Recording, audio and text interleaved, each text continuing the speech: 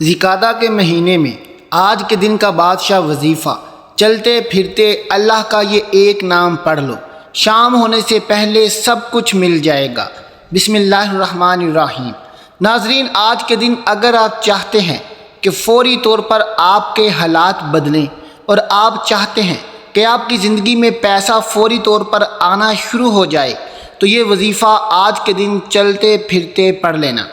یہ وظیفہ اتنا آسان ہے کہ آپ کو اس وظیفے کے لیے گھنٹوں کے لیے نہیں بیٹھنا، منٹوں کے لیے نہیں بیٹھنا، 1 منٹ کا وقت نکال لینا ہے اور 30 سیکنڈ کے اندر اندر میرے بتائے ہوئے طریقے کے مطابق یہ وظیفہ پڑھنا ہے۔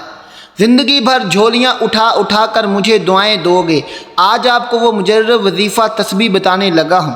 آپ لوگ کیا کرتے ہو؟ جلد ہی مایوس ہو جاتے ہو۔ بالکل مایوس مت ہونا۔ اللہ عز و جل کی رحمت اور اس کے فضل و احسان سے خود کو محروم سمجھنا مایوسی ہے۔ اللہ قرآن پاک میں ارشاد فرماتا ہے، کہہ دو اے میرے وہ بندو جنہوں نے اپنی جانوں پر زیادتی کی، اللہ کی رحمت سے نا امید نہ ہو، بے شک اللہ سب گناہ بخش دیتا ہے، بے شک وہی بخشنے والا مہربان ہے۔ ایک اور مقام پر اللہ تعالیٰ نے ارشاد فرمایا، اپنے رب کی رحمت سے کون نا امید ہو مگر وہی جو گمراہ ہوئے۔ ایک اور مقام پر ارشاد ہوتا ہے، اللہ کی رحمت سے نا امید نہ ہو، بے شک اللہ کی رحمت سے نا امید نہیں ہوتے مگر کافر لوگ۔ حضور صلی اللہ علیہ وسلم سے سوال کیا گیا، کبیرہ گناہ کون سے ہیں؟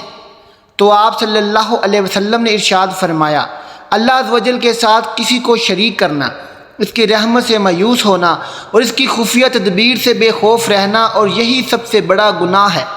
اللہ عز و جل کی رحمت سے مایوس ہو کر گناہوں میں مشغول ہو جانا ناجائز، حرام اور کبیرہ گناہ ہے۔ رحمت الہی سے مایوسی بعض صورتوں میں کفر بھی ہے۔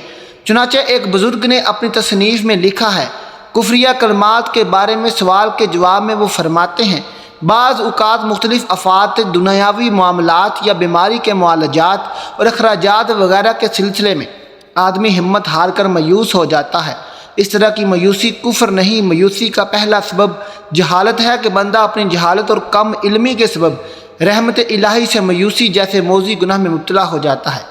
اس کا علاج یہ ہے کہ بندہ دنیاوی علوم کے ساتھ ساتھ دینی علوم بھی حاصل کرے، قرآن و حدیث کا علم حاصل کرے، جہنم میں لے جانے والے اعمال اور ان پر ملنے والے عذاب پر غور و فکر کرے تاکہ اس کے دل میں خوف آخرت پیدا ہو، جنت میں لے جانے والے اعمال اور ان پر ملنے والے عظیم اجر و ثواب پر نظر رکھے کہ اللہ عز و جل کی رحمت کاملہ پر اس کا یقین مزید پختہ ہو جائے اور مایوسی اس سے دور بھاگ جائے۔ مایوسی کا دوسرا سبب بے صبری ہے۔ کسی آزمائش یا مصیبت پر بے صبری کا مظاہرہ کرتے ہوئے و ویلا کرنے سے رحمت الہی سے مایوسی پیدا ہو جاتی ہے۔ اس کا علاج یہ ہے کہ بندہ مصیبتوں پر صبر کرنے کی عادت ڈالے، کیونکہ بے صبری کی وجہ سے نکلنے والے کلمات بعض اوقات کفر پر مشتمل ہوتے ہیں جو ایمان کو برباد کرنے کا سبب بنتے ہیں۔ کسی بھی تکلیف یا مصیبت پر بندہ یہ ذہن بنائے کہ اللہ عز و جل نے مجھے اس آزمائش میں مبتلا کیا ہے تو میں اس پر بے صبری کا مظاہرہ کر کے اجر و ثواب کیوں ضائع کروں، بلکہ میں اس کی رحمت کاملہ پر نظر رکھوں اور اس مصیبت یا پریشانی سے نجات کے لیے اس کی بارگاہ میں التجا کروں۔ مایوسی کا تیسرا سبب دوسروں کی پرآسائش زندگی پر نظر رکھنا ہے۔ جب بندہ کسی کی پرآسائش زندگی پر غور و فکر کرتا ہے تو اسے اپنی زندگی پر سخت تشویش ہوتی ہے۔ جو بندہ رحمت الہی سے مایوس ہو جاتا ہے، اس کا علاج یہ ہے کہ بندہ دوسروں پر نظر رکھنے کی بجائے اپنی زندگی پر غور و فکر کرے، رب عز و جل کا شکر ادا کرتے ہوئے قناعت اختیار کرے اور یہ ذہن بنائے کہ جس رب عز و جل نے اسے پرآسائش زندگی عطا فرمائی ہے، یقیناً وہ مجھے بھی ویسے ہی زندگی عطا کرنے پر قادر ہے، لیکن یہ اس کی مشیت ہے اور میں اس کی مشیت پر راضی ہوں۔ نیز بندہ اس بات پر بھی غور و فکر کرے کہ جو شخص دنیا میں جتنی بھی پرآسائش زندگی بسر کرے گا، ہو سکتا ہے کل بروز قیامت اسے اتنا حساب و کتاب دینا پڑے۔ لہٰذا پرآسائش زندگی کی خواہش کرنے کی بجائے سادہ طرز زندگی اپنانے میں ہی سب کا بھلا ہے۔ مایوسی کا چوتھا سبب بری صحبت ہے۔ جب بندہ ایسے دنیا دار لوگوں کی صحبت اختیار کرتا ہے جو خود مایوسی کا شکار ہوتے ہیں تو ان کی صحبت کی وجہ سے یہ بھی مایوسی کا شکار ہو جاتے ہیں۔ اس کا علاج یہ ہے کہ بندہ سب سے پہلے ایسے دنیا دار لوگوں کی صحبت چھوڑ کر نیک پرہیزگار اور متقی لوگوں کی صحبت اختیار کرے، اللہ والوں کے پاس بیٹھے تاکہ مایوسی کے سیاہ بادل چھٹ جائیں اور رحمت الہی پر یقین کی بارش نازل ہو، کیونکہ میں نے کہا تھک چکا ہوں، تو نے کہا لا تقنطوا من رحمت اللہ، اللہ تعالیٰ کی رحمت سے نا امید نہ ہو۔ ناظرین، ہمیں چاہیے کہ ہر حال میں اللہ سے اچھی امید رکھیں، زندگی میں کبھی بھی مایوس نہ ہوں اور ہر وقت اپنے رب کا شکر ادا کرتے رہا کریں۔ ناظرین، آپ نے وظیفے کو آج کے دن پڑھنا ہے۔ آپ چاہے پوری دنیا کے جس کونے میں موجود ہوں، کسی بھی ملک میں ہوں، آپ لوگ چاہو تو کسی وقت کی نماز کے بعد بھی یہ وظیفہ پڑھ سکتے ہو۔ نماز کے بعد اگر بھول جاؤ، نہ پڑھ سکو تو آج کے دن چلتے پھرتے گھر میں ہو تو پڑھ لو، دکان میں ہو تو پڑھ لو، آفس میں ہو تو پڑھ لو، نوکری پر ہو، سکول میں ہو، یونیورسٹی میں ہو، مسجد مدرسے میں ہو، جہاں کہیں بھی موجود ہو، میرے بتائے گئے طریقے سے آپ لوگ یہ وظیفہ پڑھ لینا۔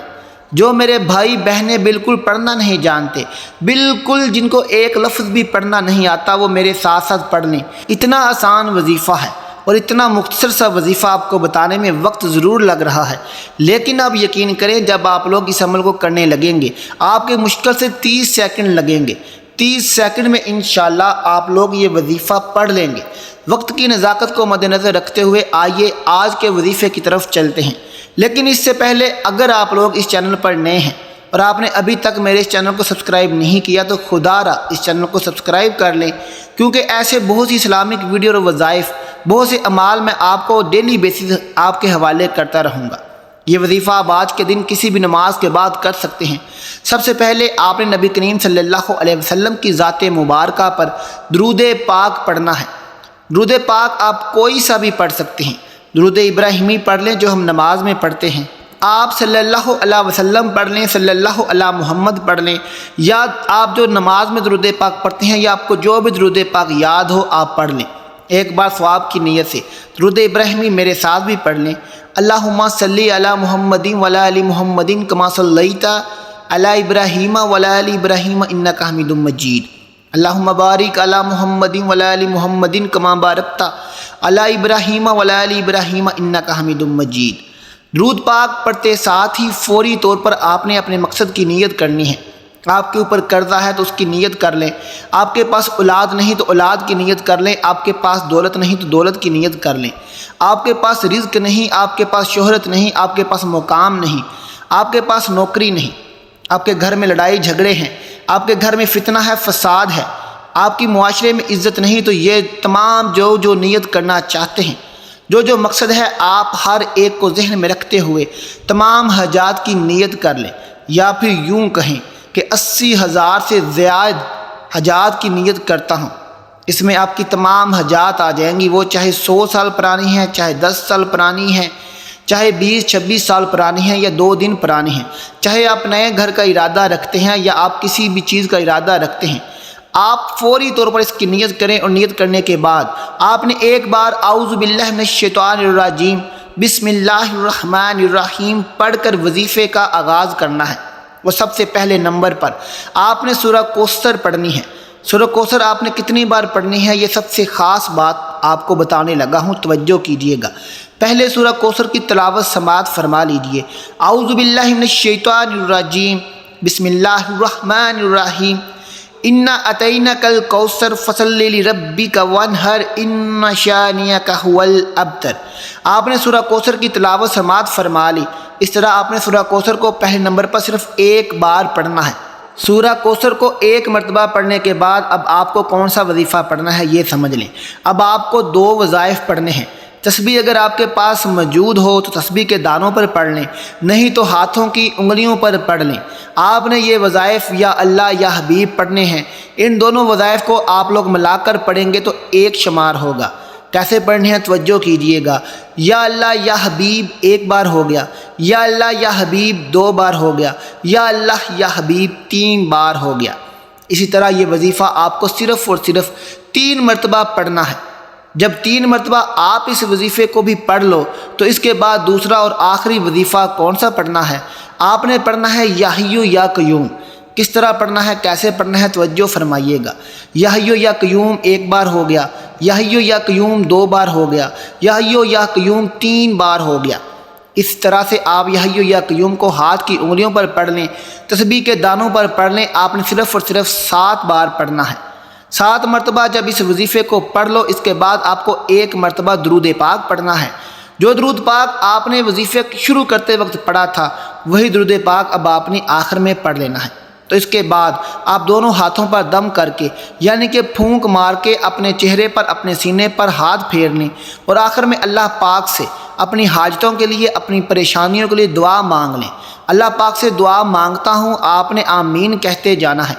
میرے مولا ہم سب کی پریشانیوں کو دور کر دے، میرے مولا ہماری حاجتوں کو پورا کر دے، میرے مولا ہمیں غیب سے رزق اور دولت عطا کر دے، میرے پیارے اللہ پاک ہمارے تمام گناہوں کو معاف کر دے، ہمارے مولا ہمیں 5 وقت کا نمازی بنا دے، میرے اللہ میری غریبی کو امیری میں بدل دے، میرے مولا ہمیں قرضوں سے نجات عطا فرما دے، میرے مولا ہمیں نیک اور صالح اولاد عطا فرما دے، میرے مولا جو بے اولاد ہے ان کو اولاد نرینہ عطا فرما دے، میرے مولا ہماری خطاؤں کو معاف کر دے، میرے مولا جہاں جہاں مسلمانوں پر ظلم و ستم ہو رہا ہے وہاں پر اپنی غیبی مدد فرما دے۔ ناظرین آپ لوگ آمین ضرور کہہ دیجئے گا، کیا پتہ کسی ایک کی آمین سے ہم سب کی زندگی بدل جائے۔ محترم ناظرین، اپنے رزق میں برکت اور کشادگی کے لیے اللہ کے 99 ناموں میں سے ایک نام کمنٹ میں ضرور لکھا کریں۔ میں اپنی ہر ویڈیو میں کہتا ہوں کنجوسی مت کیا کریں، کیونکہ جب اللہ پاک سے مانگنے کی باری آتی ہے یقین کریں ہم کروڑوں نہیں اربوں مانگتے ہیں، اللہ پاک کا ایک نام لکھتے وقت سوچ میں پڑ جاتے ہیں۔ جب اللہ پاک نے ہی ہماری ہر مشکل دور فرمانی ہے، اور بے شک وہی دور فرماتا ہے۔ اللہ تعالی ہم سب کا حامی و ناصر ہو، آمین ثم آمین۔ ملتے ہیں آپ سے اگلی ویڈیو کے ساتھ، اپنا خیال رکھیے گا، اللہ حافظ۔